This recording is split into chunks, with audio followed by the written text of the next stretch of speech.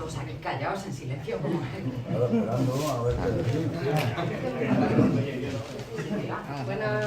Buenas tardes a todos y todas. Gracias por venir a este acto de Izquierda Unida frente a la corrupción.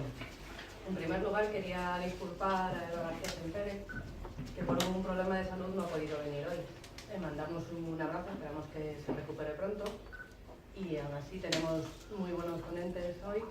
Contamos con Son Sánchez, que es coportavoz de Izquierda Unida de Madrid. Y que va a pedir que la empadronen aquí. Sería mucho, ¿no? También tenemos a Víctor Rocafort, que es coordinador parlamentario de Izquierda Unida, y a Mauricio Valiente, coportavoz de Izquierda Unida Madrid y tercer teniente de alcalde del Ayuntamiento de Madrid. Bueno, estamos ahora en una época en la que día sí, día también, vemos cómo sale un nuevo caso de corrupción, un nuevo investigado, un imputado, una nueva trama. El último barómetro del CIS, que ha salido esta semana, marca como la corrupción y el fraude la segunda preocupación de los españoles, solo por detrás del paro. Y es que es ahora cuando está saliendo a la luz todas las tropelías que llevan haciendo durante tanto tiempo, como su financiación irregular, el desvío de fondos públicos, malversación, prevaricación, etc. Aquí desde Izquierda Unida de Alcorcón formamos parte de la candidatura de Unidad Popular de Granada Alcorcón, y cuando llegamos al ayuntamiento, lo que sí que teníamos muy claro es que nos íbamos a dedicar a revisar e investigar todo lo que había sucedido en el municipio y a denunciar todas las irregularidades que encontrásemos. Participamos en la comisión de la pública aquí en el ayuntamiento, que como ya sabéis, los que seguís aquí un poco la política municipal, lleva muchísimo retraso, así que nosotros hemos decidido ya presentar toda esa documentación a la Fiscalía, donde se puede ver, entre otras cosas, como el ayuntamiento ha facilitado información previa a Waiter Music antes de que los contratos estuviesen hechos, de que fuesen públicos y demás. También estamos en la comisión de investigación sobre Engiasa, la empresa municipal de vivienda aquí de Alcorcón, que actualmente se encuentra en liquidación. Ya sabéis que están malvendiendo todo nuestro patrimonio y queremos saber, pues igual, descubrir en qué estado está, quién se ha beneficiado de todas estas ventas, a quién han beneficiado los contratos y demás. Tenemos que decir que aquí en nuestra labor en el ayuntamiento nos ponen todo tipo de pegas a la hora de acceder a la documentación. Nos la dan tarde, mal, de forma incompleta. Se buscan cualquier excusa, cualquier resquicio para intentar retrasar toda esta labor. Por eso también esta es una de las razones por las que desde Granada Alcorcón asumimos la presidencia de las mesas de contratación. Yo la mesa de contratación del ayuntamiento y mi compañera Raquel la de ESMASA, la empresa pública de servicios.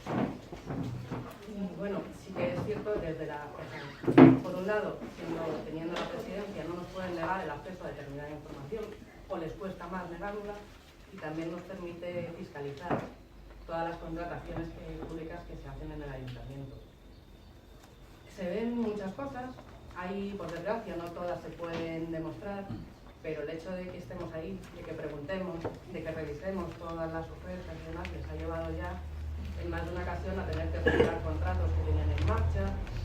Además, pues, simplemente por el hecho de estar ahí preguntando y supervisando.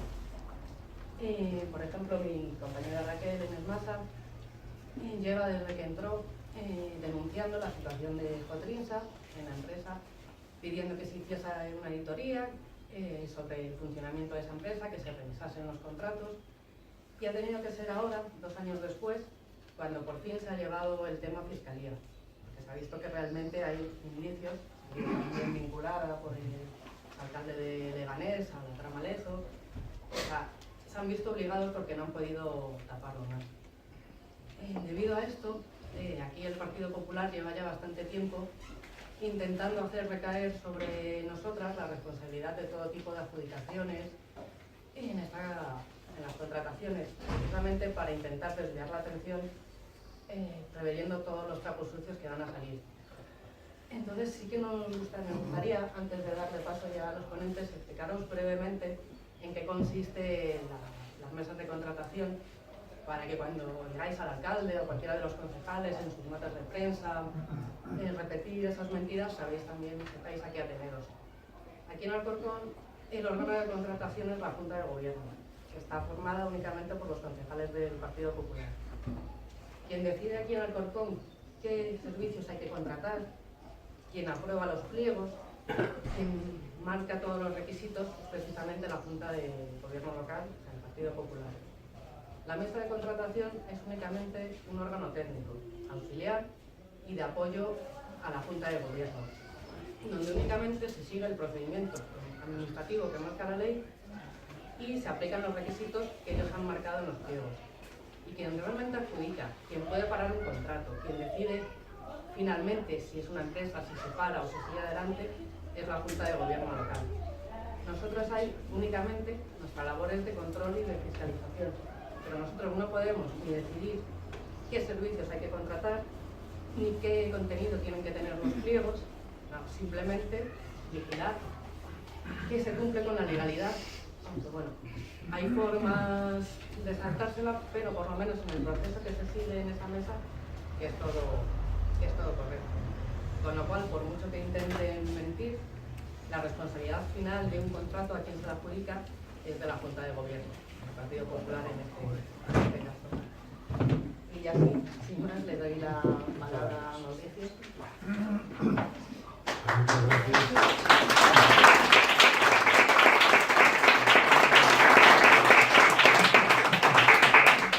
Buenas tardes, muchas gracias por invitarme a estar aquí con vosotros. En estos años hemos vivido un misterio estadístico. Hemos vivido la peor crisis desde la transición, la hemos vivido todos, con paro, con recortes, con los desahucios, unas imágenes durísimas, y sin embargo, ¿no?, al mismo tiempo que empresas cerraban, que echaban gente a la calle de sus casas, al mismo tiempo, según las estadísticas, aumentaba el consumo de lujo. Esto no es nuestro discurso para destacar lo que está sucediendo, son datos objetivos del IPC. Sabéis que el IPC pues, selecciona una serie de productos, va haciendo seguimiento de la evolución, ¿no?, y han constatado cómo el consumo de lujo ha aumentado, se ha reforzado durante estos años. ¿Por qué? ¿Por qué ha sucedido esta presunta contradicción? La economía se hunde, sufrimos todos y de repente el consumo de lujo aumenta. Hay una explicación política que venimos insistiendo en ella durante mucho tiempo, y es que hay quien se ha beneficiado de las políticas económicas que se han llevado a cabo. Hay quien durante estos años ha hecho su agosto.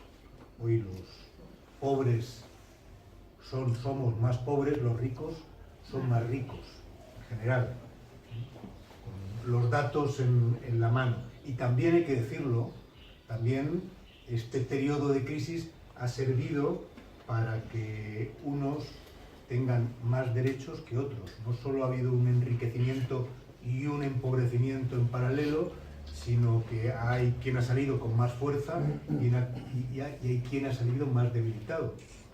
La reforma laboral les ha servido a los empresarios para tener más capacidad. La ley Mordaza nos ha servido a nosotros para que tengamos más dificultad a la hora de reclamar nuestros derechos. Y al lado de esta explicación política, también hay una explicación criminal. La explicación criminal es que quienes compraban esos Rolex, quienes conducían esos Maserati que al final se reflejan en las estadísticas, no son marcianos, son personas de carne y hueso que son los autores del robo, del saqueo y de este tráfico de influencias que hemos vivido. Creo que esto, que son ideas muy básicas, tenemos que explicarlo a todo el mundo. No es que hayamos vivido un periodo difícil como lo pasamos todos nuestras vidas. No, es que hemos vivido un saqueo, responsabilidad de unos pocos que han hecho su agosto. Cuando se ve esa foto de ese patriota que era Francisco Granados, con un relojazo así, con una banderola de España, ¿no? Claro, ese relojazo viene del desvío de fondos públicos que de una forma sistemática hemos sufrido. Políticos corruptos, y ojo, porque yo creo que hay que insistir, como he insistido en la explicación política y en la explicación criminal, hay una explicación política, unas políticas económicas y una corrupción, una actuación criminal de unos señores. También hay que decir que hay políticas corruptos, pero que también hay muchísimos empresarios que son los que se han llevado la parte del león. Porque si el político corrupto se ha llevado el 5%, famoso el 4 o el 3, el empresario se lleva el 50%, no lo dudéis, no lo dudéis.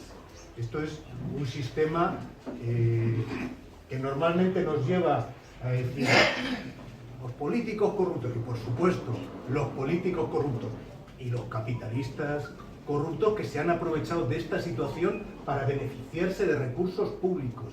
Y esto es fundamental que lo expliquemos, ¿no? Creo que nos puede pasar como con los asesinatos por violencia machista, con la corrupción, que al final es eso que decía esta filósofa alemana, Hannah Arendt, de la banalización del mal, que ocurre tan a menudo que, bueno, al final forma parte del paisaje, no parte de lo que tenemos que sufrir. Pues no tenemos que sufrirlo, tenemos que ser capaces de denunciarlo de una forma sencilla. Su riqueza es nuestra pobreza, nuestros recortes, nuestro retroceso en la vida cotidiana. Y hay que empezar diciendo que no son hechos aislados o manzanas podridas, la consecuencia de este régimen que estamos viviendo. Porque esto que hemos vivido en estos últimos años, desde el 2007, desde la crisis bancaria y que empezó todo este proceso, es un escándalo sin precedentes, cualitativo y cuantitativo. Cualitativo porque esto se ha producido cuando más se necesitaban recursos públicos para atender a las personas que han sido golpeadas por la crisis. Corrupción ha habido siempre, recordemos, pues, con los gobiernos de Felipe González hubo muchos casos de corrupción, pero un momento, con sus crisis periódicas, pero un momento también de burbuja, donde bueno, había chapuzas, había posibilidad de trabajo, pero ahora justo cuando ha habido un hundimiento generalizado, cuando más se necesitaba, es cuando ha habido este saqueo sistemático. Y esto hay que destacarlo, porque cuando vendían viviendas a fondos buitre, señor como Cabero, Pablo Cabero, de familia insigne, ¿no?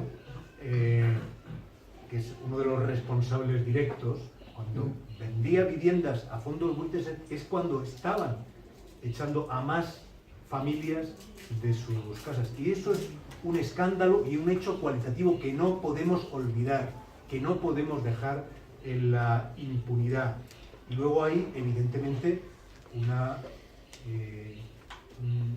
un escándalo cuantitativo si hacemos cuenta de la cantidad de escándalos de corrupción que estamos viendo. Ha habido siempre, pero ahora está habiendo más que nunca. Y tiene que ver con ese proceso de privatizaciones, de liberalización de la economía. Tiene que ver, y tenemos que destacarlo. Según el Consejo General del Poder Judicial, en un año se han abierto procesos a 1.378 responsables políticos involucrados en 166 casos. Es una cifra realmente escandalosa que genera alarma social, pero ojo, como decía antes, que puede enfrentarse al final con la banalización.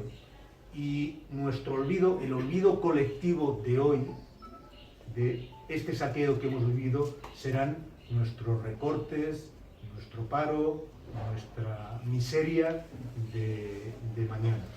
En la actualidad hay 656 millones de fondos públicos bajo sospecha por las distintas tramas de corrupción o de malversación que hemos vivido en nuestra comunidad.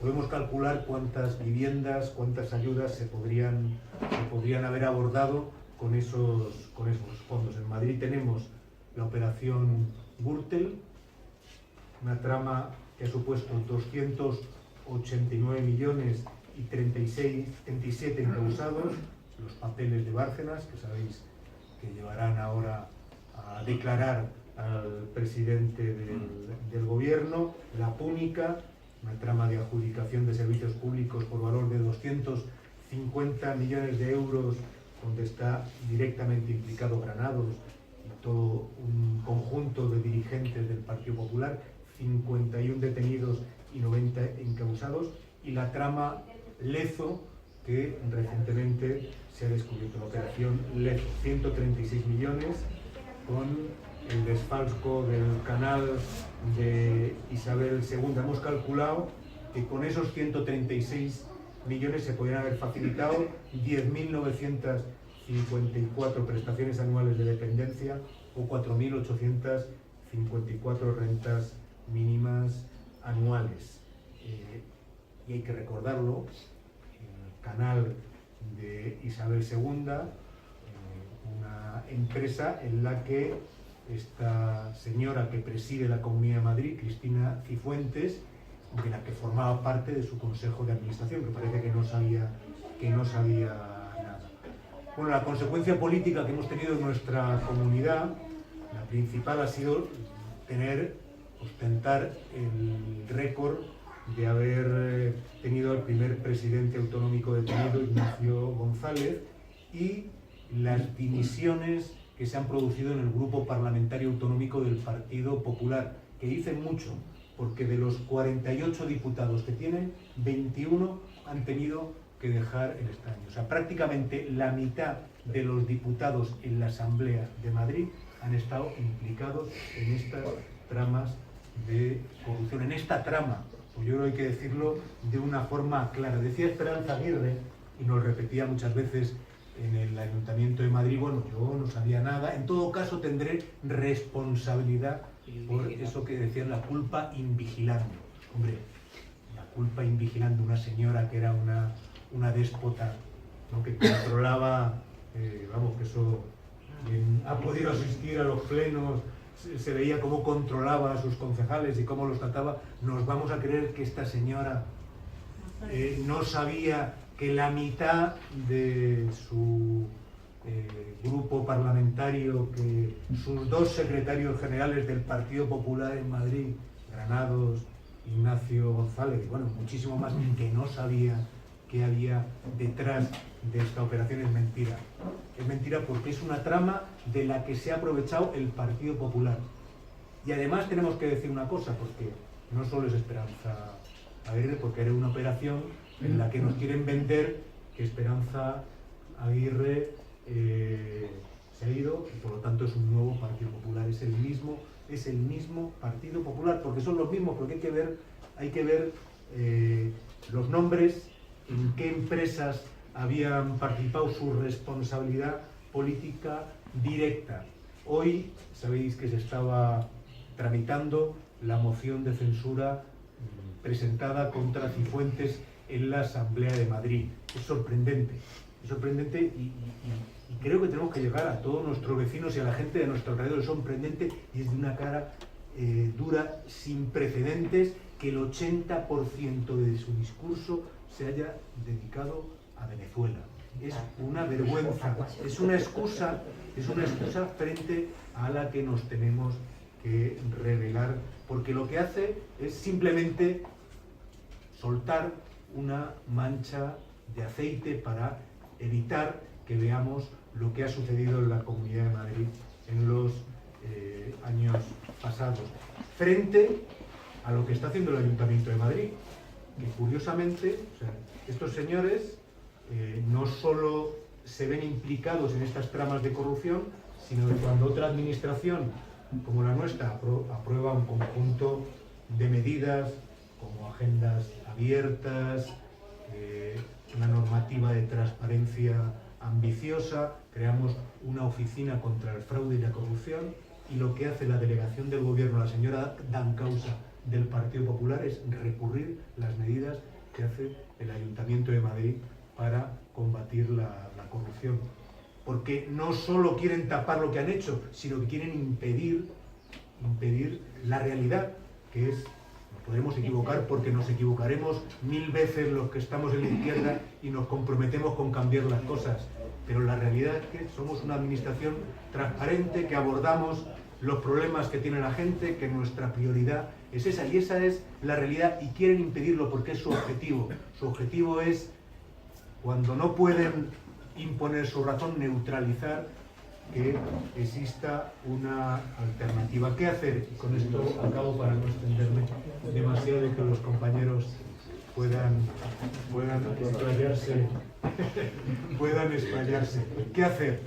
Yo creo que hay una serie de medidas que tenemos la obligación, ya he insistido varias veces, desde luego explicar lo sucedido, impedir que esto quede en la impunidad y recordar algo que decíamos mucho en las manifestaciones, ¿no? Los antisistemas son ellos.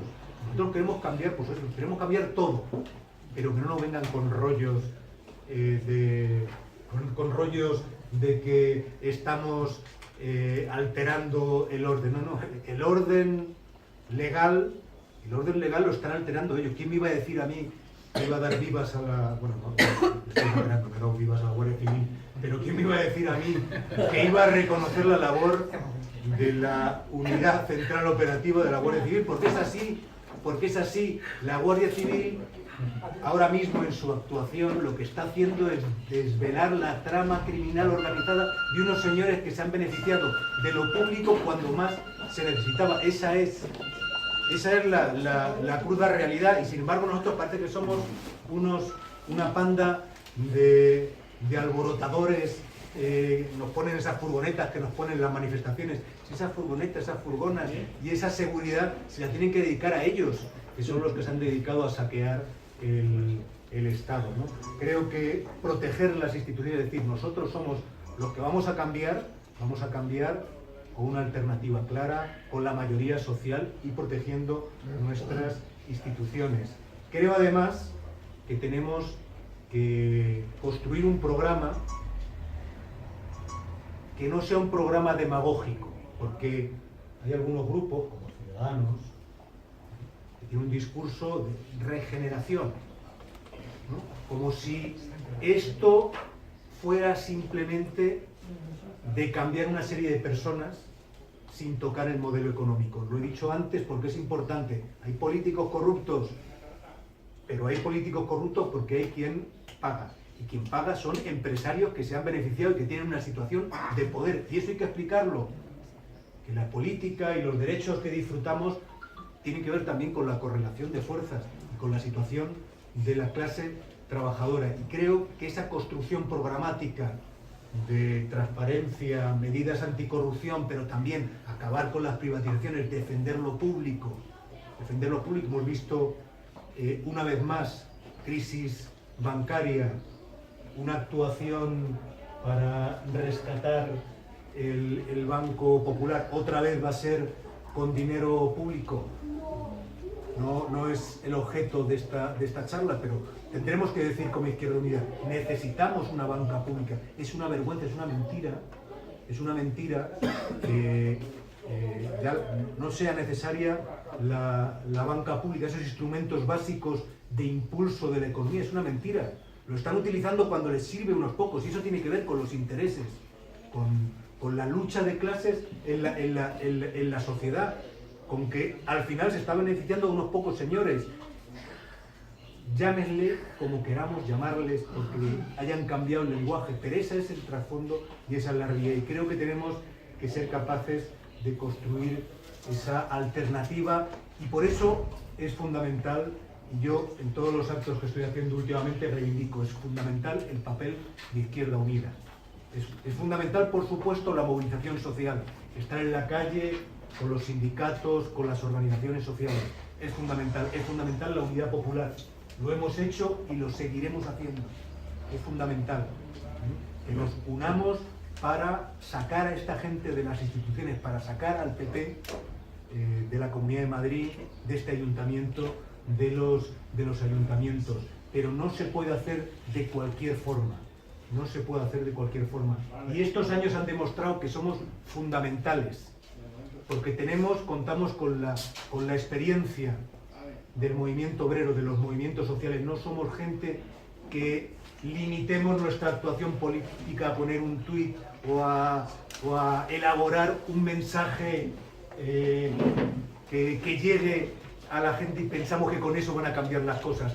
Las cosas solo cambiarán si somos capaces de organizar a la mayoría, organizarla en la calle, organizarla en las empresas, organizarla en la Marea Blanca, con el abrazo del hospital de Móstoles este domingo. Así cambiarán las cosas y luego se reflejará una mayoría electoral. Eso es fundamental y eso lo tiene que hacer, lo está haciendo, y además estoy convencido que somos los únicos que lo podemos hacer desde Izquierda Unida, sin sectarismos y sin creernos más que nadie, pero estando con nuestra propuesta política, con nuestra tradición, con nuestras formas de organización. Y tenemos que decirlo, las cosas se cambian con comunicación, pero también se cambian fundamentalmente con organización. Y eso es lo que aportamos, eso es fundamental. Con esto acabo. Yo creo que si hay un instrumento básico para cambiar, son las organizaciones sociales, las organizaciones políticas y las ideas claras. He intentado sistematizar lo que hemos vivido y concluyo con una idea muy básica. No es cierto que siempre salgan ganando los mismos. No es cierto. Tampoco es cierto que vayamos a ganar porque lo tengamos ya escrito. Lo que desde luego es una verdad que tenemos grabada en sangre, ¿no? en la historia de nuestro pueblo, es que solo nos ganarán cuando damos de antemano la batalla por perdida. Así que creo que ese es el camino que tenemos que seguir. Muchas gracias.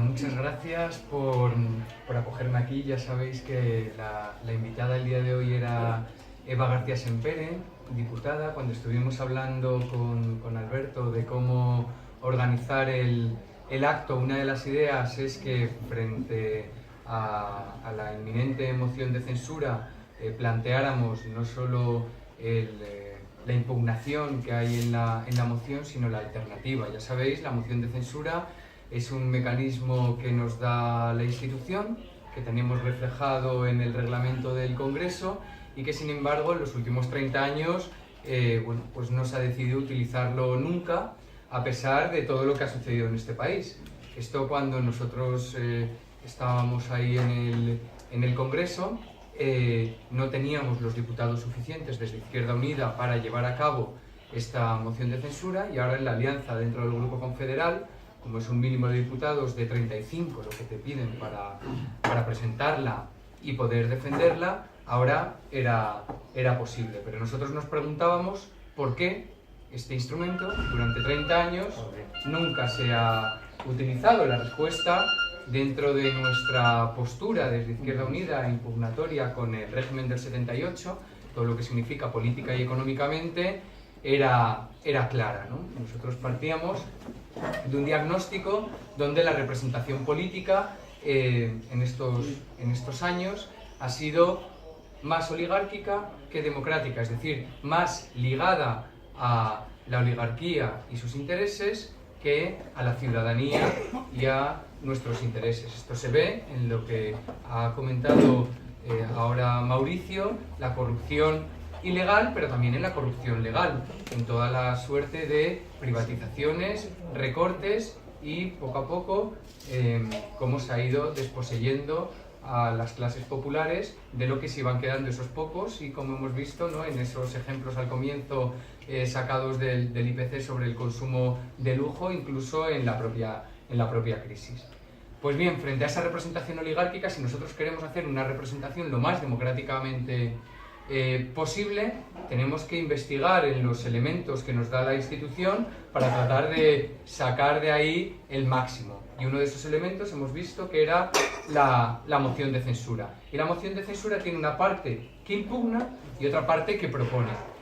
Y algo dentro de una representación democrática que me parece básico es que haya una rendición de cuentas. Por tanto, con Eva García Sempere estos días, hablando de cómo preparar precisamente este acto, una de las cuestiones que veíamos era traer aquí abajo esa otra alternativa de nuevo país que nosotros, poco a poco, a lo largo de estos meses, hemos querido ir plasmando en iniciativas, y que a la hora de proponer una moción de censura no solo está todo el relato de impugnación que hacemos a este régimen, y en este caso concreto, ante los casos que están sucediendo, el foco puesto especialmente sobre la corrupción, sino también que proponemos, porque proponemos algo, porque nuestra tradición política nos ha dicho que a la hora de construir es importantísimo, es fundamental ser capaces de soñar ese nuevo país que queremos y de ponerlo negro sobre blanco en las propuestas, y también construirlo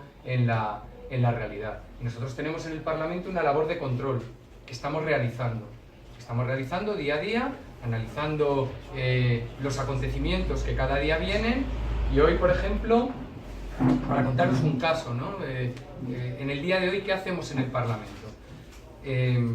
Nos viene la sentencia del Tribunal Constitucional que nos dice que la amnistía fiscal de 2012 resulta que es inconstitucional, algo que nosotros desde Izquierda Unida ya entonces habíamos planteado. Inmediatamente se pide la comparecencia del ministro de Hacienda y de Función Pública, Cristóbal Montoro, y también pedimos su dimisión, porque creemos que tiene que haber responsables políticos, que no puede haber esta suerte de impunidad en la que estamos viviendo continuamente. ¿Qué hemos hecho hoy también en esta labor de control? Resulta que el martes acude el gobernador del Banco de España al Senado, y cuando le preguntan sobre el Banco Popular dice que no está preparado para dar una respuesta. Al día siguiente sucede lo que sucede, la interrupción del Popular, esta compra por parte del Santander por 1 euro y bueno, todo lo que hay alrededor de esta operación. Pedimos la comparecencia del gobernador del Banco de España preguntando si él se cree ya hoy preparado, a la vista de los acontecimientos, para responder sobre esto. Otra cosa que hemos hecho, veo ahí que tenéis la foto de un documental sobre García Caparrós, ¿no? Que habéis, lo tenéis mañana, ¿no? Bien,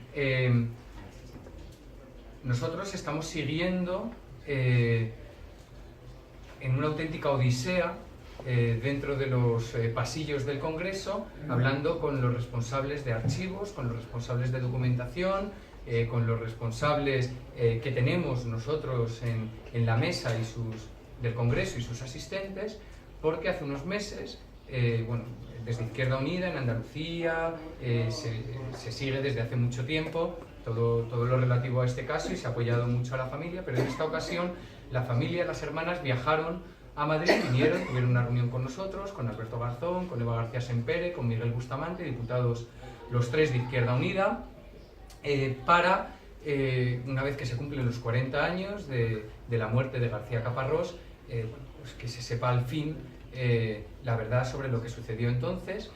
Pero el Congreso tiene un punto especial en este caso, porque a los 20 días de la muerte de Caparrós se aprobó una comisión de inquesta, se llamaba entonces una comisión de investigación, para ver qué es lo que había sucedido en Málaga el 4 de diciembre. Esa comisión de investigación se abre, durante meses se tiene la comparecencia de decenas de personas que van a ir a declarar, más personas de las que fueron al juicio, hay más comparecientes que testigos en el sumario judicial.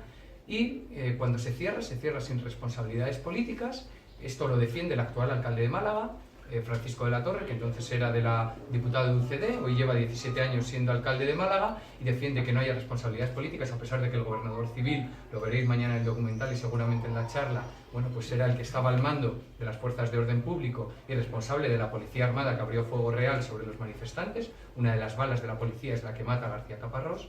El caso es que el gobernador civil no hizo nada y esa comisión de encuesta se cierra en falso, pero ahí tenemos 675 folios que nunca han dejado acceso a estos 675 folios. Únicamente parte de la comisión la dejaron a una investigadora, Rosa Burgos, que hizo un libro excelente del caso, pero el total de la investigación no lo han dejado ver y nosotros cuando lo hemos pedido no nos han dejado acceder ni a un mínimo, ni a lo que le dejaron acceder a Rosa Burgos, ¿no? Bien, pues seguimos, hemos hecho varios escritos a la mesa del Congreso, nos lo negaron, ahora está en reconsideración, han pedido un informe y creemos que, bueno, yo tengo bastante esperanza en lograrlo en este año, ¿no? ¿Qué es lo que sucede mañana en el Congreso? Mañana hay un acto con Martín Villa, con representantes del PSOE, del Partido Popular, de la antigua UCD, para homenajear a las elecciones del año 77. Y nosotros hemos hecho en esta labor de control también un escrito de protesta ante este acto por la ausencia de mujeres, por la ausencia de representantes del Partido Comunista y por la presencia de alguien que fue el jefe del sindicato de Falange, del SEU, que además como ministro de Gobernación tiene muchas causas que a nuestro juicio, y no solo a nuestro juicio, sino que es que está reclamado por la justicia argentina por los sucesos de Vitoria. Y sin embargo, bueno, pues, pero nos parecía muy interesante también ver cómo en pleno año 2017, 40 años después, nos está sucediendo en el Congreso lo que nos está sucediendo con García Caparrós y nos sucede lo que nos está sucediendo con el homenaje de mañana a las elecciones del año 77. Lo que pone sobre la mesa es que nuestra impugnación al régimen del 78, política y económica, tiene mucho que ver con lo que a día de hoy todavía siguen haciendo no solo desde el Partido Popular, sino creemos con la complicidad evidente de otros partidos. Veamos ahora cómo se va a empezar a mover el dicen nuevo PSOE, pero con la complicidad evidente hasta ahora del Partido Socialista y de Ciudadanos.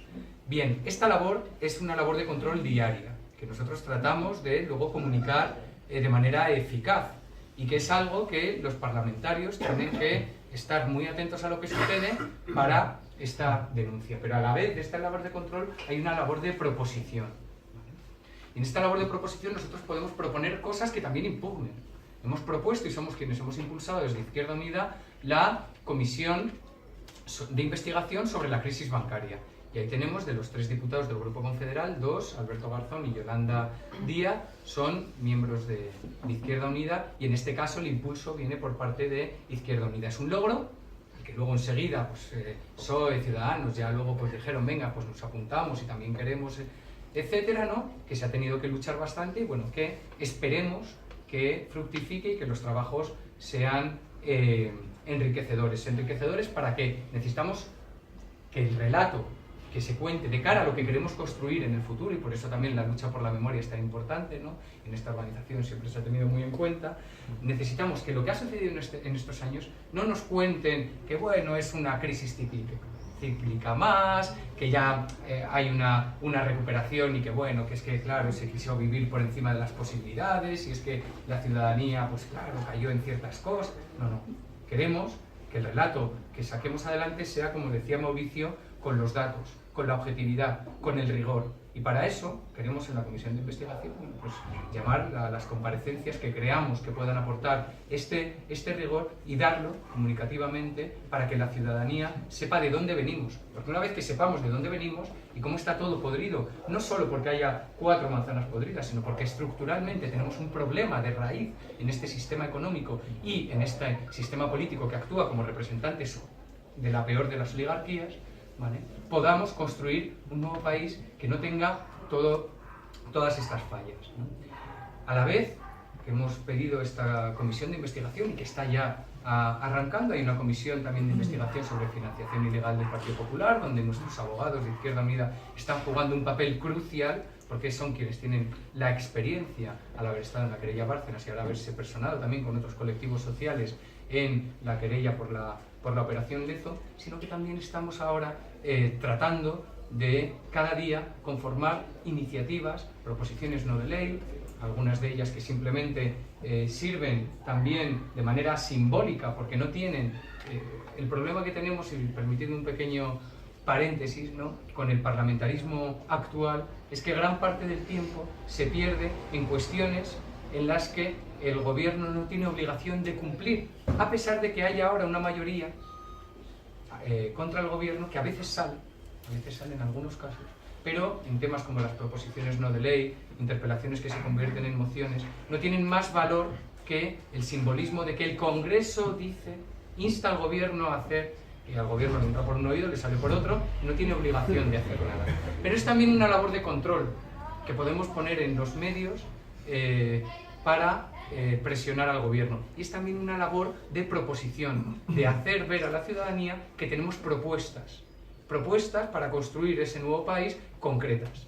Y entonces es por donde lo estamos nosotros también utilizando. Tenemos decenas, de cerca de un centenar de proposiciones no de ley ya entregadas a comisión y a pleno en los temas más variados, que tratamos de trabajar no entre las cuatro paredes elitistas de cuatro listos que sepan mucho en el Congreso, sino llamando a colectivos sociales que son los que al fin y al cabo más saben de cada uno de los temas.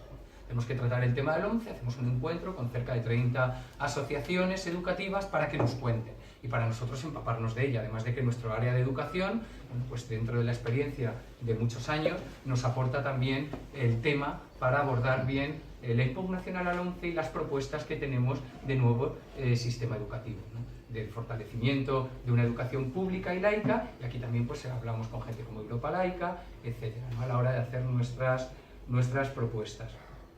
Pero esto lo vemos también cuando tenemos que trabajar el tema de la transición energética, cuando tenemos que trabajar el tema del cambio a otro modelo productivo. Entonces nos estamos reuniendo también con ecologistas, con colectivos ecologistas, con sindicatos, con diversos colectivos sociales que nos ayuden y que nos proporcionen las herramientas para hacerlo lo mejor posible.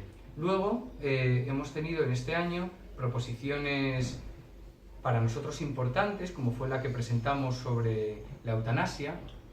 No sé si os llegó esto a partir de los medios de comunicación. Esa proposición de ley la impulsamos nosotros, la proponemos nosotros, pero lo que hacemos es, bueno, nos reunimos con la Asociación Derecho a Morir Dignamente, con el doctor Luis Montes, Fernando Marín, el presidente, el director, para que nos digan cómo podemos abordar este tema. Nos dicen una serie de referentes en los ámbitos judicial, sanitario y médico, en los ámbitos también que tienen que ver con las asociaciones civiles que están trabajando esto, y en el ámbito bioético y filosófico. Entonces, recogemos a cerca de 20 personas para reunirlas en el Congreso durante varias jornadas y a partir de ahí trabajar entre todos y todas esta proposición de ley. Esto finalmente lo registramos, como seguramente sabéis algunos, todavía no ha salido adelante porque ha habido la oposición de PP, PSOE y Ciudadanos. A esto, curiosamente, nos votó el PNV a favor, que es un partido de raíz democristiana, pero el PSOE entonces nos dijo que no, ¿no?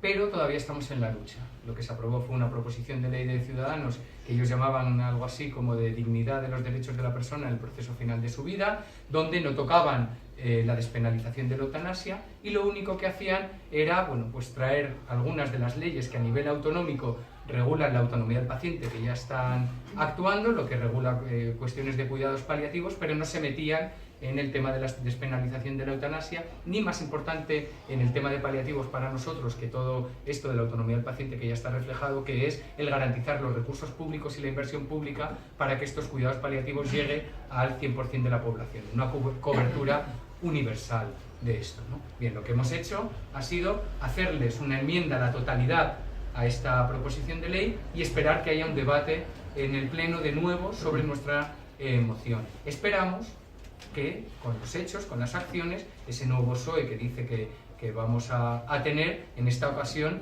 nos voten a favor, ¿no? Y algo que tenemos el apoyo de alrededor del 90% de la población, no ya de nuestros votantes, el 66% de los votantes del Partido Popular está a favor de esto.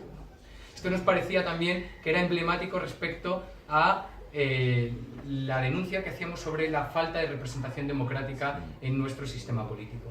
¿Cómo? Si tus votantes en un 66%, pero en el PSOE en un 90%, y en Ciudadanos un 80 y pico %, están a favor de algo y tú estás votando y haciendo activamente política en el Congreso en contra, ¿no? Bien, hemos hecho también, no os voy a ir contando todas, son muchas, ¿no? Pero hemos hecho también en cuestiones de inmigración, hemos hecho aquí varias iniciativas de control frente al CIE, pero también de propuestas ante toda la crisis de refugiados, de otra política de asilo. Hemos estudiado la política de asilo actual, hemos denunciado la política de asilo en una moción, una interpelación que se convirtió en una interpelación en moción en el Congreso para denunciar la política de asilo española y europea, para dar una salida digna a la crisis de refugiados, para poner sobre la mesa también nuestro modelo que impugna el actual de cierre de fronteras, de trato discriminatorio, de que se están cargando directamente un derecho humano fundamental como es el derecho al asilo. Esto también lo hemos llevado al Congreso, estamos permanentemente controlando lo que están haciendo en los CIEs y en las fronteras el gobierno, pero a la vez nosotros proponemos y tratamos de proponer nuestro modelo alternativo frente a este europeo. Ahora mismo lo último ha sido el acuerdo Unión Europea-Turquía, que es curioso cuando negocias con la gente del PSOE que te dicen que te encuentras al PSOE realmente existente, al menos hasta ahora, ya os digo, ¿no? Que te dicen, no, el acuerdo de Unión Europea-Turquía, perfecto, si le está causando menos muertes en el trayecto. Claro, si pones un muro enorme con metralletas, ¿quién te va a cruzar? Pero, perdona, pero por el Mediterráneo central lo que estamos teniendo ahora es todavía más muertes de las que había antes. Y de eso, ¿qué respuesta nos estáis dando, ¿no? Se quedan callados y al final te votan en contra, ¿no? Bien, como os decía, hay varios temas en los que estamos nosotros tratando de proponer ese nuevo país, el tema educativo, el tema que tiene que ver con otra política migratoria en España y en Europa acorde a los derechos humanos, lo que tiene que ver con una vida digna hasta el final. Estamos también, tenemos el portavoz de la Comisión de Fomento, es Félix Alonso, que es de Esquerra Unida, y en todo el conflicto de los estibadores hemos estado pues ahí en primera línea hablando con los sindicatos y tratando de ayudarlos en todo lo que pudiéramos dentro del Congreso. Hay otros conflictos como el de AENA, en el que también hemos estado muy presentes y con varias reuniones en el Congreso para precisamente esta lucha contra la precariedad que tenemos dentro de Izquierda Unida en la organización y la campaña No nos jodan la vida, que tuviera un reflejo también en el Congreso, no solo en la labor de control, a la hora de ver cada día cómo nos están machacando en el plano laboral, sino a la hora de proponer no solo las dos reformas laborales, derogarlas, la del PP y la del PSOE, sino tratar de proponer nuestro modelo laboral. Nos parece muy importante el aspecto propositivo, es en el que vamos a tratar de seguir trabajando estos meses, y en esta moción de censura a nosotros nos parecía importante y hemos puesto mucho el acento en que tenía que convertirse en una moción ciudadana, una moción que la ciudadanía considerase también suya, y que en esta labor impugnatoria nos acompañaran también en la labor propositiva. Para eso es para lo que, bueno, actos como este, y luego imagino que en las intervenciones que haya es lo rico de estos actos, y que vayamos construyendo poco a poco ese nuevo país que queremos entre todos y entre todas. Por mi parte, nada más. Muchas gracias.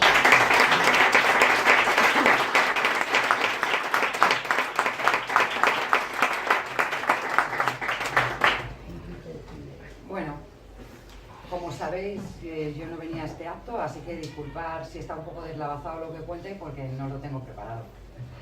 Eso para empezar, pero ha estado muy bien escuchar a Mauricio y después a Víctor, porque creo que podemos distinguir perfectamente el sentido que tiene, para empezar, el tema de la moción de censura y continuar un poco más allá.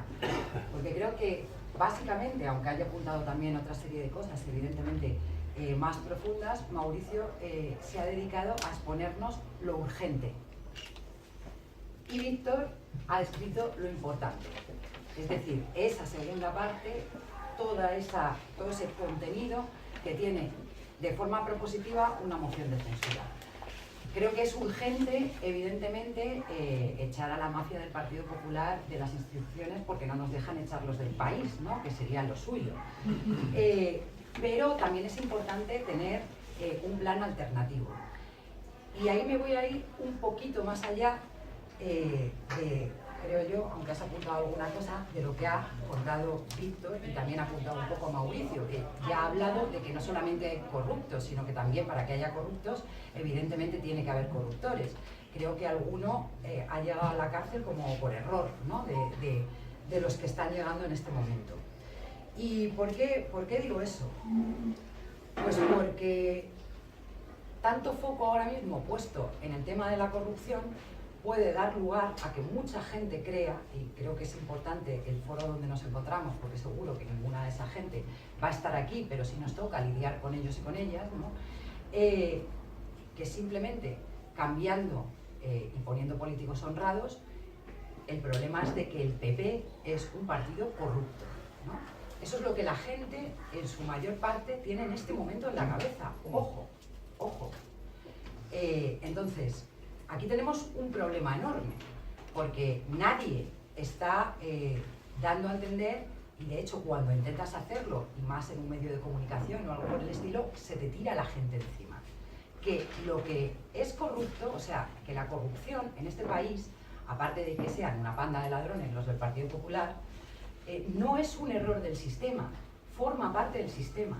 Y el sistema no podría seguir funcionando si en este momento no hubiese corrupción.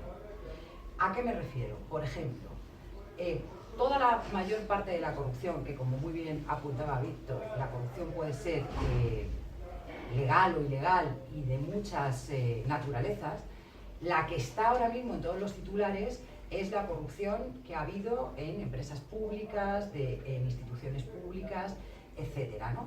Bien, para que se haya podido llegar a, con esta facilidad, saquear las instituciones del Estado, los servicios públicos, etcétera, ha tenido que existir durante decenas de años gente trabajando en crear un marco normativo, es decir, que la propia ley fuese la adecuada para que proliferasen alegremente y además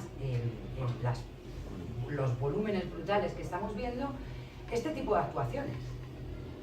Es decir, la disolución de las fronteras entre lo público y lo privado, que se ha ido haciendo poco a poco y además trabajando mentalmente con las personas para que todo lo público, los funcionarios, o sea, los chistes de funcionarios durante décadas en este país yo creo que no se han hecho más ni de los del EPE, ¿no?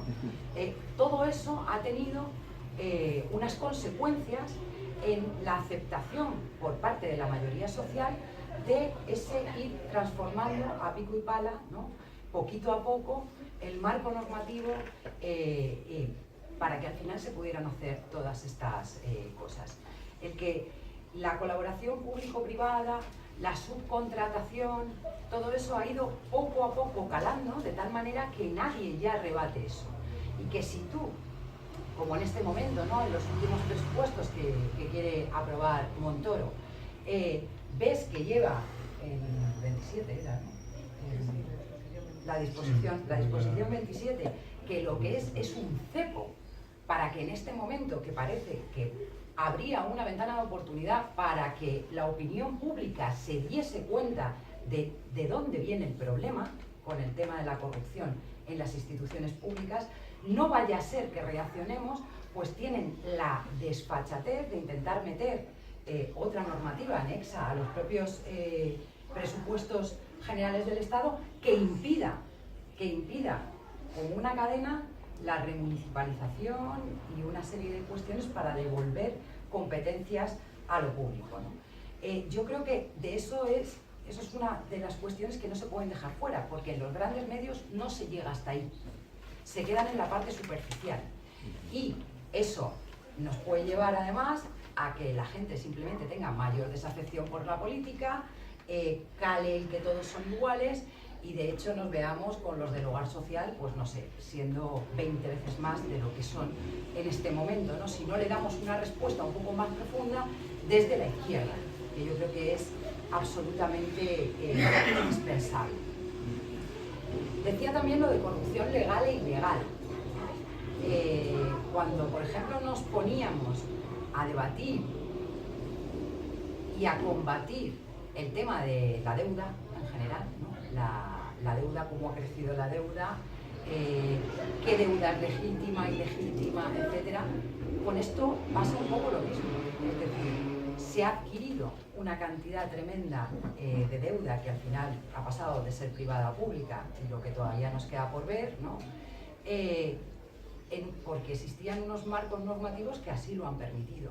Pero eso se puede considerar, igual que esa deuda se considera ilegítima e incluso odiosa porque está contraída contra los intereses del pueblo y de la mayoría social, podemos entender que eso también es una forma de corrupción, aunque esté legalizada por lo que se ha ido trabajando anteriormente. Del mismo modo que es corrupción aprobar una reforma laboral, como la reforma laboral del Partido Popular, que yo creo que se puede considerar perfectamente corrupción legal, porque ha ido en contra de los intereses de todos y todas. Y además, explicado con argumentos falaces y que estamos viendo que no se corresponden con la realidad, por mucho que Fátima Báñez haga fiestas en su casa casi todas las semanas, ¿no? Lo hemos visto además con bastantes de las cosas que están sucediendo y que están saliendo en los medios, cuando un banco que nos han estado diciendo hasta antes de ayer que estaba bien, cuando el año pasado supera las pruebas de estrés de la Unión Europea, y cuando todos los reguladores han hecho la vista gorda y de repente quiebra de un día para otro, algo no va bien.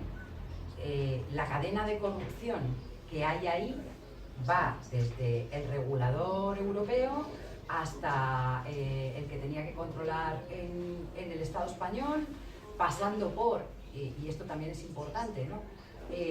Toda la serie de empresas auditoras como PricewaterhouseCoopers y KPMG y algunas de estas que han intervenido, donde se ve que lo que hay son unas redes clientelares brutales que hacen que estén corruptas todas las instancias que deberían ocuparse de que esto no hubiese sucedido. Y ahí voy, ¿no? A que todas estas redes clientelares, al final lo que ocurre, y es algo muy propio de este país, en el Estado español, se juntan dos problemas, ¿no? Por un lado, uno que es absolutamente común a todo el capitalismo en el momento actual y que quizá de una manera un poco más elegante, pero se da en el resto de Europa y en el resto de países, y es que en este momento efectivamente hay una crisis, por mucho que nos digan que se ha acabado, y que no es una crisis puntual por una cuestión, sino una crisis básica, yo creo que en este foro se puede decir, de acumulación, en la que los beneficios no se consiguen sostener a la manera de siempre, ¿no? Y entonces hay que ir apretando y apretando, y ahí está la precarización generalizada, que aquí se sufre mucho, y esa acumulación para conseguirla, a lo que se pasa es, en vez de a seguir con una economía productiva, que mal que bien lo iban llevando, sino ya a una acumulación por desposesión de derechos, desposesión de servicios públicos que antes no estaban dentro de la lógica y la dinámica del mercado, y eso se junta con la propia casuística del Estado español, donde desde hace más de 150 años no se han roto las redes caciquiles, clientelares y las formas propias, que además se adaptaron perfectamente a la época que algunos en el PP llaman una época plácida, pero que para los demás fue el terror del franquismo, y que además, como el régimen del 78 se erigió sin ninguna ruptura con lo anterior, han seguido proliferando. En parte son los mismos apellidos y otra serie de atlátares que se han ido pues colocando alrededor de eso que ha sido el Partido Popular.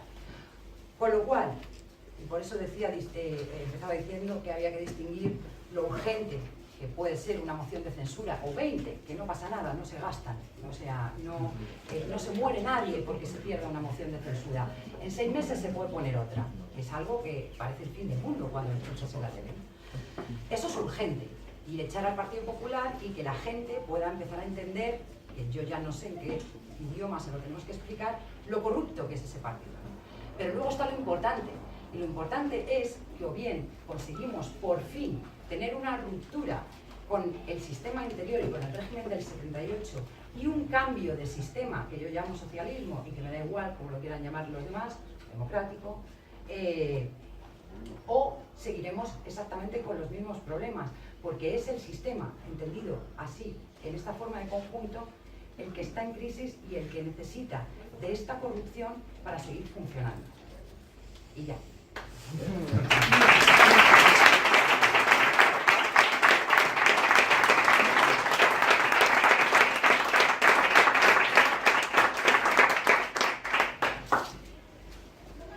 Vamos a abrir ahora un turno de palabras. Antes de empezar, sí que me gustaría recordar las próximas convocatorias que va a haber próximamente. Mañana, como ya han dicho, tenemos aquí una nueva edición del Documental Sur. Se proyectará el documental de García Caparrós, Memoria de nuestra lucha.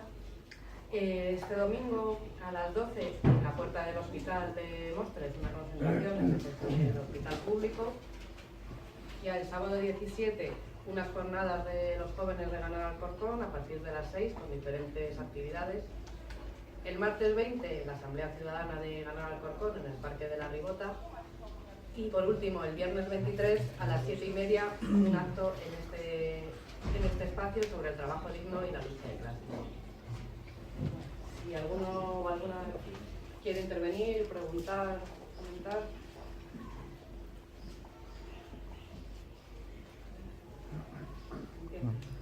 No, yo le quería preguntar a Víctor a ver si nos puede contar un poco cómo funciona el Grupo Confederal, porque has contado un poco las iniciativas que entiendo se han llevado adelante por impulso de Izquierda Unida, pero muchas veces en la tele no se entiende hasta que, por ejemplo, no hubo una distinción de voto cuando se abstuvieron los diputados de Podemos y Izquierda Unida votó en contra o a favor, no me acuerdo, creo que en contra, de algo de Venezuela, creo. Pues no, no quedaba claro que no era un grupo parlamentario al uso en el que hay una disciplina de voto, que todo el mundo tiene que votar lo mismo. Entonces, si podías contar un poco cómo funciona el Grupo Confederal, desde que uno de los miembros del Grupo Confederal propone algo, hasta que se pone todo el mundo de acuerdo o no en votarlo.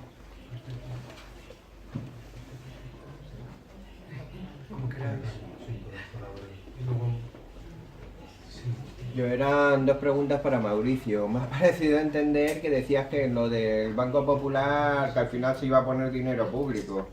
Yo también pienso así, pero no entiendo, no llega a mi conocimiento a saber cuál es el truco, porque están diciendo que el Banco Santander se va a hacer cargo de todo el problema inmobiliario que arrastra el Banco Popular, pero seguro que hay truco que se podría explicarlo. Y después una pregunta que no tiene que ver con el tema ni con eso, pero en el Ayuntamiento de Madrid los medios no hacen más que dar la barrila con las diferencias que hay entre algunos concejales que tenéis con otros concejales, con la alcaldesa, Carlos Mato, y me gustaría que si eso es verdad o está exagerado o qué de cierto hay en eso. ¿Alguna intervención más antes de que...? Ya. Sí, sí. Uy, qué rápido, qué bien. No, yo me dirigía a ninguno en concreto y a los 3.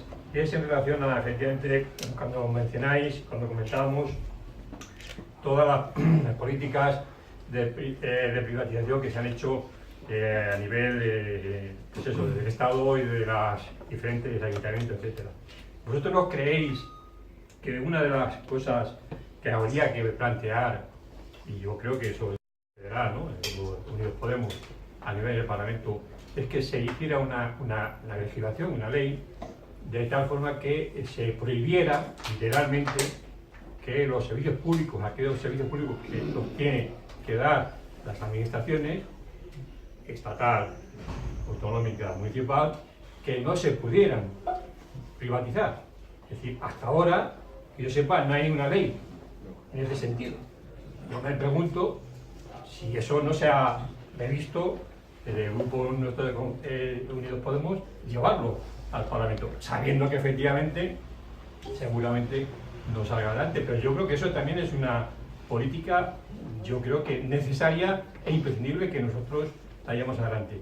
Y luego, teniendo en cuenta que no es fácil coincidir con el portavoz y desde el teniente alcalde del Ayuntamiento de España, yo le pregunto, el primer ayuntamiento de España, quiero decir, ¿no? Creo que es cierto, ¿no? ¿Y por qué? No, que una de las propuestas que se llevaba y que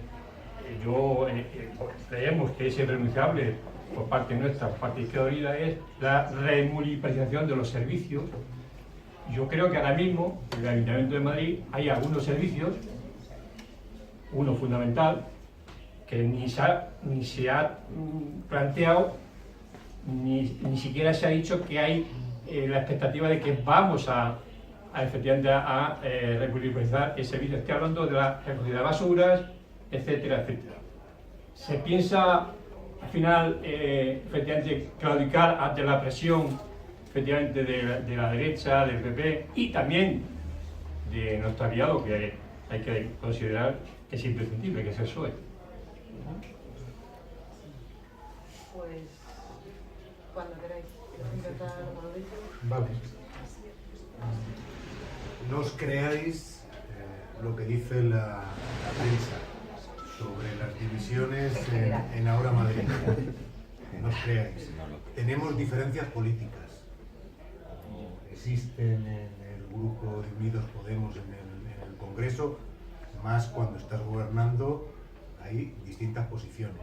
Por ejemplo, ahora preguntabas con el tema de las remunicipalizaciones. Yo me hubiera arriesgado más, sabiendo todas las limitaciones que existen, pero me hubiera arriesgado más, lo debatimos, mi posición era minoritaria y así fue. El enemigo, el Partido Popular y toda la caverna de medios están obsesionados porque saben que divididos nos derrotan. Nosotros sabemos que unidos podemos ganar, podemos cambiar. Eso no significa que renunciemos a la lucha de ideas. No lo vamos a hacer nunca porque tenemos distintos planteamientos. Y sabemos además que para conseguir esa mayoría que en el Ayuntamiento de Madrid hayamos podido gobernar, ha sido unir a gente de muchos planteamientos. Bueno, es muy positivo, pero también tienes esa debilidad de gente con planteamientos distintos. Así que no os creáis lo que dice y sobre todo cómo lo dice la prensa. Tenemos diferencias, son diferencias políticas entre compañeros. Y nos lo decimos, pues como en Izquierda Unida o en el Partido Comunista a veces pues tenemos nuestras broncas y nuestras discusiones, pues con franqueza. O sea, y os lo digo de verdad porque o sea, no vale la pena entrar a desmentir las chorradas que yo he visto en los medios de comunicación, ¿no? Es que no vale la pena porque nos tiraríamos horas. O sea, es falso ese clima que pretenden crear. Ellos, cuando ven un punto, ¿no?, de fricción, meten el dedo. Por eso hablan, hoy hemos estado Sol y yo en la moción de censura y en el discurso del PP el 80% hablando de Venezuela. Pero bueno, ¿pero esto qué es? Las palmeras y la ¿Pero esto qué es? ¿Pero esto qué es? Porque ellos saben que donde vean que hay un tema delicado van a intentar dividirnos, ¿no? Pero os lo digo y os lo traslado además con toda la franqueza, porque si no fuera así también lo diría. O sea, no podemos convivir, no, estamos gobernando con muchas dificultades, pero ¿qué es lo que les revienta? Que ellos han vendido siempre que son los mejores gestores del mundo, son los mejores gestores. La comunidad aumentando deuda y creando un agujero tremendo, recortando, siendo incapaces de abordar necesidades que tienen. El ayuntamiento, al contrario, hemos acabado con los recortes y estamos reduciendo deuda, y esto me ayuda a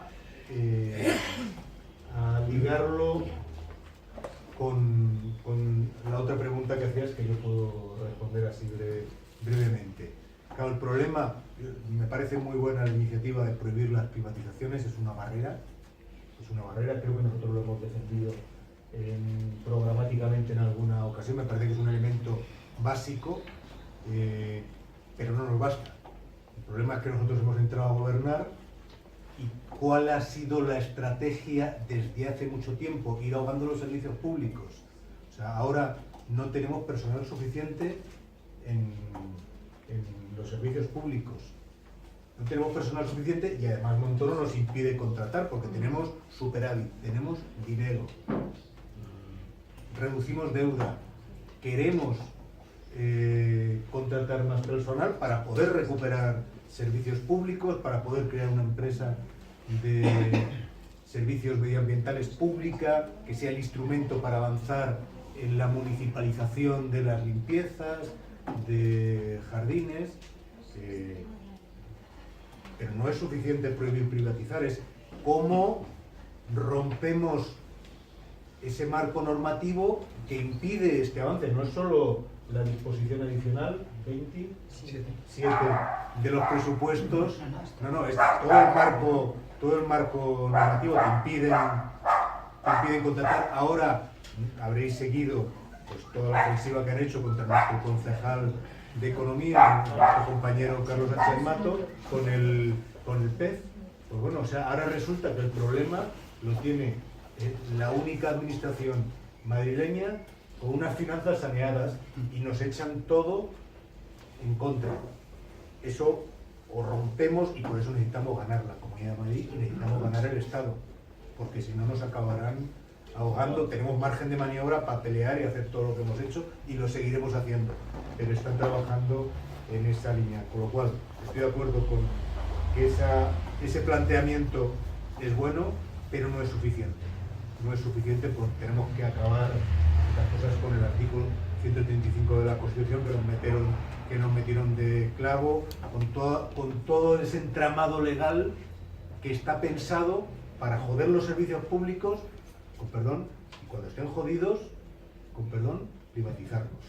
Esa es la lógica. O sea, los lleva a una situación tan extrema que yo quiero ahora en el ayuntamiento reforzar los servicios sociales. Los trabajadores de los servicios sociales hasta arriba, saturados,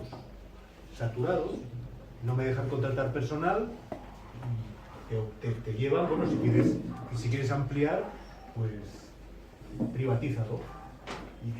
Y están actuando así en muchos sectores, o sea, es una estrategia, ¿no? Con todo lo que explicaba muy bien. El resto de las preguntas, lo del Banco Popular de Sol lo va a explicar con mucho más conocimiento de causa. Bueno, pues sobre la organización del Confederal, bien, igual que a nivel nacional o estatal, una confederación es una alianza donde cada una de las partes tiene un alto grado de autonomía. Nosotros, como Izquierda Unida, somos autónomos, podemos registrar nuestras iniciativas sin que nadie nos las frene. Tenemos la firma de uno de los portavoces del Confederal, que es Alberto Garzón, y con esa firma podemos registrar lo que queramos, tenemos nuestras posturas políticas, pero estamos en una alianza confederal donde nos hemos organizado para tratar de acordar los temas que llevamos a cabo y tratar de trabajar conjuntamente. Tenemos una serie de protocolos de funcionamiento, cómo trabajamos por ejemplo, para registrar una proposición no de ley de un tema concreto. Esa proposición no de ley, si la impulsa un grupo particular, en este caso Izquierda Unida, y tiene que ver con Fomento, se pasa a la Comisión de Fomento para que el portavoz la vea y para que toda la comisión, los que forman parte de En Comú Podem, En Marea, Podemos, Izquierda Unida, que están en Fomento, también la vean, por si tienen algún problema con ella, alguna recomendación, etc. Incluso a veces, si alguien se quiere sumar a firmar también y apoyar con su firma la propuesta. Entonces, bueno, de esta manera tratamos de que todos estemos informados de lo que se va haciendo a partir de ese trabajo en comisiones, donde en Fomento o en Medio Ambiente o en Hacienda están mezclados evidentemente los de Izquierda Unida, En Marea, En Comú Podem, Podemos, y ellos, bueno, pues van siguiendo los trabajos y tratan de organizarse en cada comisión. Pero funcionamos en equipos separados. Las dos plantas que tenemos en el Congreso para el Grupo Confederal, pues Izquierda Unida tiene una parte de una planta con su equipo técnico, con sus diputados, con el equipo comunicativo, y impulsamos las iniciativas que nosotros vayamos construyendo, pues con las reuniones con los colectivos sociales, lo que nos dicen desde las áreas, en contacto con la colegiada de la Dirección Federal, etc. Entonces, bueno, esto también he de decirte que pasa por fases, ¿no? No es lo mismo cómo funcionábamos nada más empezar la legislatura a cómo funcionamos ahora. También tiene que ver con los distintos vaivenes políticos. No es lo mismo, se está riendo mucho Sol, ¿cómo ser de diplomático, verdad? No es lo mismo, y es que es a donde voy, ¿no? No es lo mismo estar funcionando en un grupo confederal, a lo mejor al comienzo de la legislatura, donde estaba la Secretaría General del grupo y la portavocía principal, con una de las facciones de Podemos que tenía una determinada visión sobre la unidad popular y el papel de Izquierda Unida en ella, que a lo mejor lo que se puede fraguar a partir de Vista Alegre 2, que tampoco es que sea eso la fiesta, ¿no? Pero algo de coordinación mejora. Entonces, no, hay que ser, yo creo, también directos cuando bajamos aquí a rendir cuentas. Por tanto, la coordinación tiene problemas, pero también yo creo que hemos logrado cierto entendimiento a lo largo de los meses, que tenía que ver con algo nuevo, que es que distintos proyectos políticos están dentro de una misma alianza, que, como decía Mauricio, tiene muy claro quiénes están enfrente, y cuando proponemos cosas en el Parlamento, quiénes nos las tumban. ¿Que pasa algo como lo de Venezuela? Bueno, nosotros consideramos que en aquella proposición no de ley concreta del Partido Popular, donde se cargaba toda la responsabilidad de la falta de diálogo sobre el gobierno de Venezuela, donde además se cargaba contra la propuesta de la Asamblea Constituyente, propuesta por el gobierno de Venezuela, etcétera, nosotros no podíamos firmarlas en ningún caso y estábamos en contra de ella. Nosotros tratamos de hegemonizar y de que el Grupo Confederal, bueno, pues también se acerca a nuestras tesis. Otras veces hemos logrado que el Grupo Confederal rechace cuestiones como la adhesión de Montenegro a la OTAN. Bueno, pues ahí tuvimos una discusión fuerte, pusimos nuestros argumentos y finalmente convencimos al resto del grupo que esto era lo suyo. Cuando cuestiones que han tenido que ver con el techo de gasto y cómo se plasma luego el 135, con la proposición de ley de medidas urgentes en el ámbito municipal y todo lo que implicaba, bueno, pues ahí han sido discusiones internas que nosotros tratamos de poner nuestros argumentos con rigor sobre la mesa y tratar de hegemonizar para la posición del grupo y que el resto del grupo piense lo que nosotros creemos que es mejor para el país. En otras ocasiones, si no se consiguen, en este caso ha pasado con Venezuela, bueno, pues hay voto distinto y seguimos trabajando al día siguiente, ¿no? Entonces, bueno, no sé si más o menos así te queda claro cómo... Sí, meridiano. Vale. Bueno, Yo me disculpo porque... Antes de lo que iba a decir, que Mauricio, por temas de agenda, mañana tiene que viajar a Barcelona, se tiene que ir, pero sí que antes de irse queríamos agradecer aquí a los tres ponentes un pequeño obsequio. Son unas tazas que ha sacado del espacio 2017 para conmemorar el centenario de la Revolución Soviética Y entonces pues, queríamos, antes de que te fueras, queríamos hacer entrega a No cada os quería uno. interrumpir tampoco.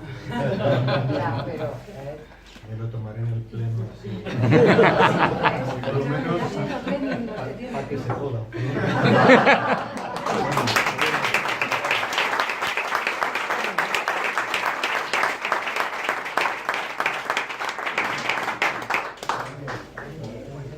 Dicho lo cual, solo quedaba lo del Banco Popular, ¿no? A ver, lo del Banco Popular, las ayudas públicas y si no va a costar un euro. Yo creo que tampoco hacía falta mucha argumentación sabiendo que el último que dijo que no nos iba a costar un euro fue Luis de Guindos con el rescate, ¿no? Mariano Rajoy y así estamos. O sea, solo por eso yo creo que ya. Pero es que no es verdad y además yo el otro día llamé mentirosa varias veces a Ana Patricia Botín, que ahora va de sencilla y se ha quitado Patricia y solo Ana Botín. Y es que están mintiendo de todas. En primer lugar, que es algo que hay que contar antes de rescate o no rescate, es que la banca en este país no funcionaría si no fuera con ayudas públicas constantes. Es decir, no es el rescate. Cuando nos dicen el rescate bancario, 60.000 millones de euros, el último año que yo tengo contabilizado, porque tienes que ir a buscar a varias fuentes, cuáles son realmente, me parece que era 2013, las ayudas públicas que recibe la banca privada, o sea, la banca en este país, y eran 253.000 millones de euros. Que os echaréis las manos a la cabeza. Eso no quiere decir, evidentemente, que hayamos metido liquidez por 253 millones de euros, pero sí que hay comprometidos en forma de avales, ayudas indirectas, créditos fiscales, etcétera, etcétera, esa cantidad de dinero en la banca privada. Porque la banca privada, y esto ya sí que a mucha gente le estalla la cabeza, es deficitaria. Es decir, no consigue generar el volumen de beneficios que necesita para funcionar en la manera en la que lo hace, que eso no quiere decir que sea la única manera posible. En el caso del Banco Popular, concretamente, pues el Banco Popular, así directamente, en créditos fiscales tiene 5.000 millones, que es una de las muchas razones por las que no se le podía dejar caer, porque habría que asumir eso o hacérselo pagar a los inversionistas o hacérselo pagar a la gente que tenía títulos de diferentes tipos.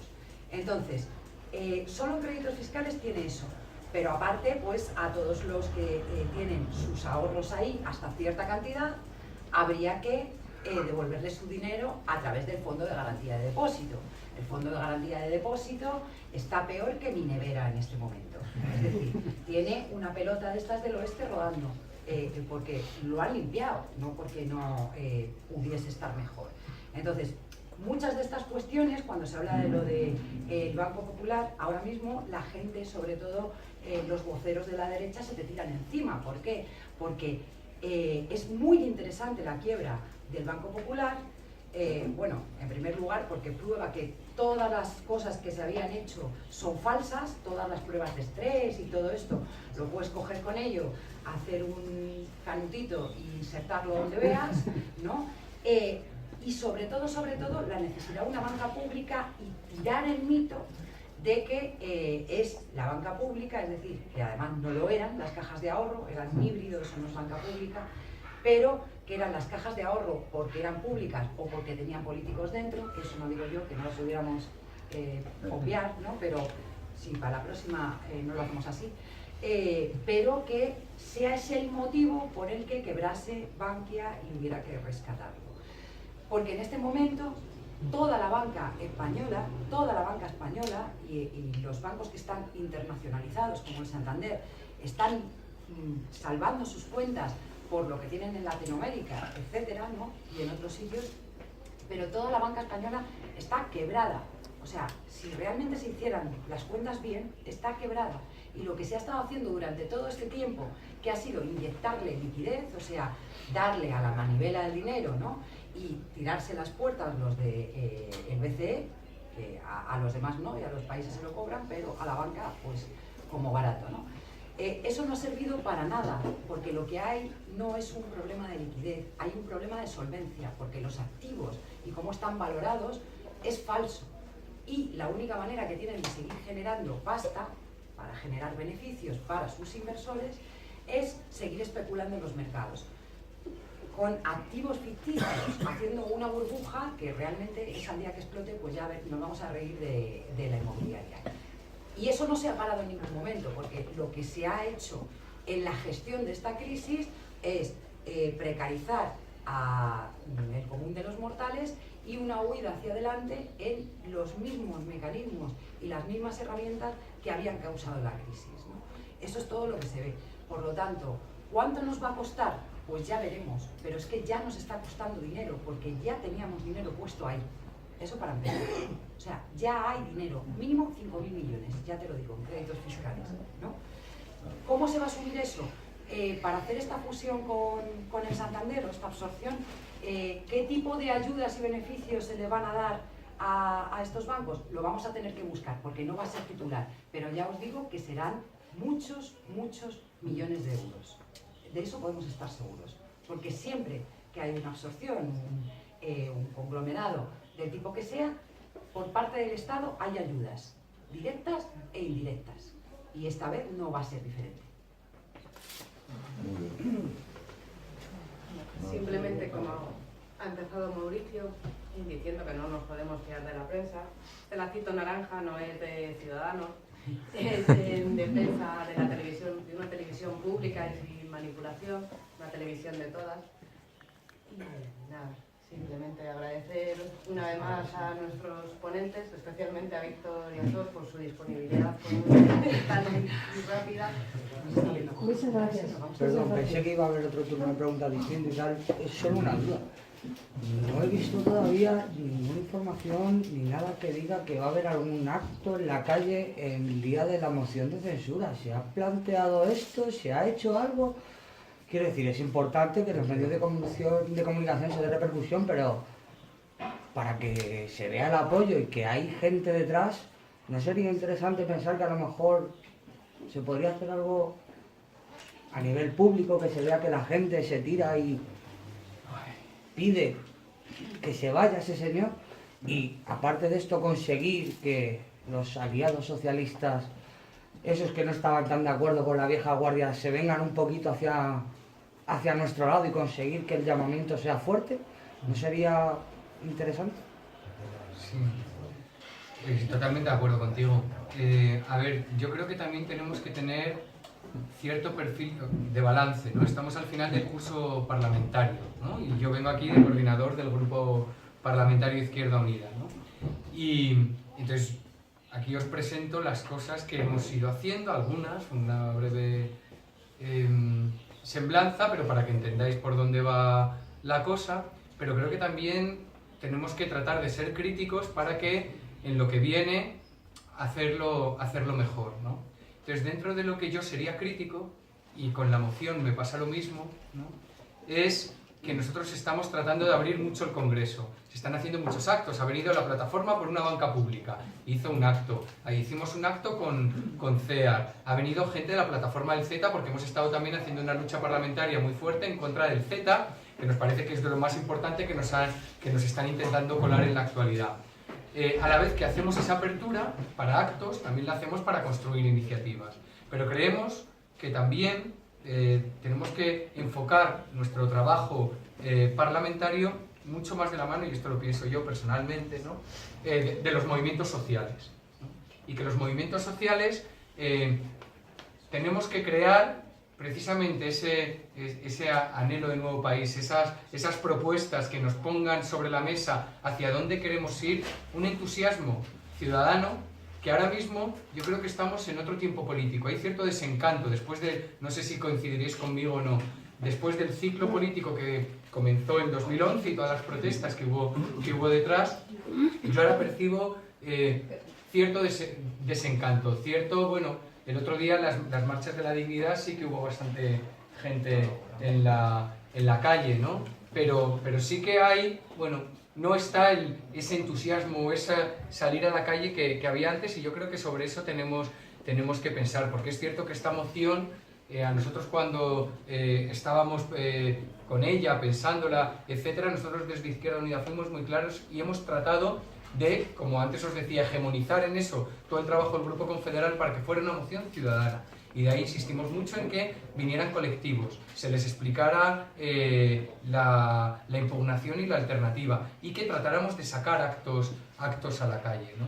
El día de la investidura, varios colectivos sociales, la Coordinadora 25S, etcétera, el día de la investidura de Rajoy, sí que montaron algo donde también estaba Izquierda Unida yendo a esas reuniones a lo largo de días para que se rodeara el Congreso cuando se eligió a Rajoy. Yo recuerdo aquel día cómo salieron los parlamentarios y parlamentarias nuestras del Congreso y fue emocionante, ¿no? El recibimiento que tuvo la gente de Izquierda Unida, que es con quienes salí yo aquel día, y la gente que estaba en la calle impugnando esto que nos estaban haciendo a partir del motín oligárquico que había sufrido el PSOE. Y eso dio muchas energías para comenzar a resistir lo que se nos venía encima. Yo creo que en esta moción hubiera estado muy bien esto, no sé si estamos a tiempo, a 4 o 5 días de esto, de organizar algo así. Nosotros sí que lo hemos intentado, en el sentido de que nos hemos reunido con muchos colectivos, les hemos trasladado nuestra postura y hemos recibido también muchos apoyos, pero creo que algo nos está faltando para que efectivamente el día de la moción las calles estén como tendrían que estar ante una situación así, que es a reventar, porque desde la institución solo, eso sí que también es algo, yo llevo muy poquito tiempo en esto, ¿no? En el trabajo en la institución, desde el trabajo parlamentario solo no se cambian las cosas jamás. Eso está clarísimo. Si tú tienes apoyo en la calle, bien organizado y bien movilizado, es como tú puedes presionar de manera que al final le dobles la mano al resto de grupos que tienen que apoyarte y cómo tienen que salir las cosas. Si tú tienes un apoyo social amplio, fuerte y bien organizado, es como se cambian las cosas en la institución. Sería una buena manera de cerrarle la puta boca, hablando en plata. Era solo eso, gracias. Sí, perdón por el interés. Sí, simplemente ya por las horas que son, no queremos tampoco entretenerlo mucho más. Agradecer a todos vosotros y vosotras por haber asistido y a los ponentes. Muchas